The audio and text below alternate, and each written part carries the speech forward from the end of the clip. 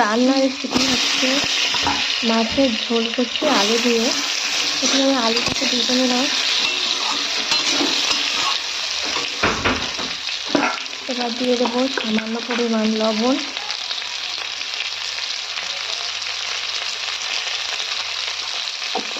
এবার আমি এটাকে নাড়িয়ে নেবো ভালো করে। আলুটা লাল লাল করে রাখবো।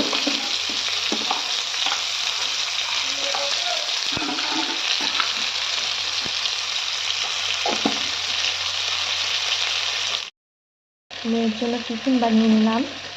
নেওয়ার পরে এবারে আলুর তরকারিটা করছি মাছ দিয়ে। আমি সামান্য পরিমাণ হলুদ দিয়ে দেবো।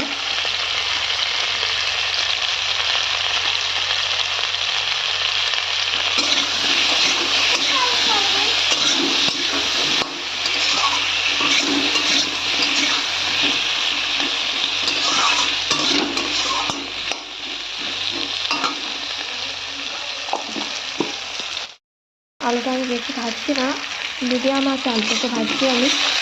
আলুটা প্রায় লাল লাল হয়ে এসছে। এবার আমি আলুটার মধ্যে মশলাটা দিয়ে দেবো। আলুটার মধ্যে মশলাটা দিয়ে দিয়েছি। এবার ভালো করে আমি নাড়িয়ে দেবো।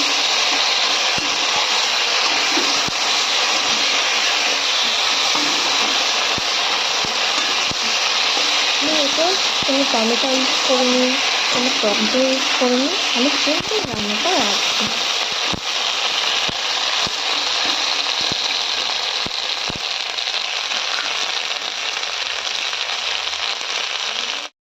দেখা যাক তরকারিটা ফুটছে কিনা।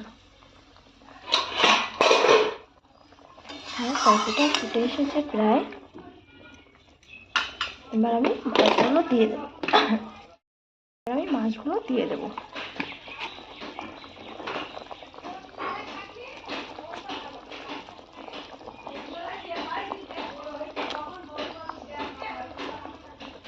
এবার আমি নেড়ে চেড়ে দেবো।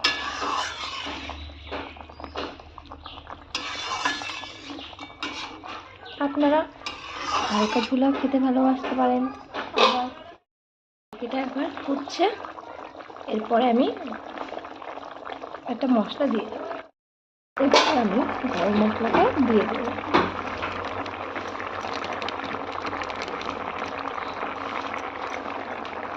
দিয়ে এবার নামিয়ে নেব। দেখো কত সুন্দর হয়েছে মাছের কালারটা। আমি কিন্তু কোনো মশলা ইউজ করিনি, শুধু ইউজ করেছি আদা আর জিরে।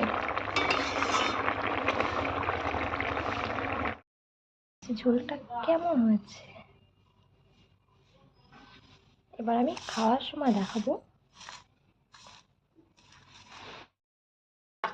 রান্নাটা কেমন হয়েছে? অসাধারণ।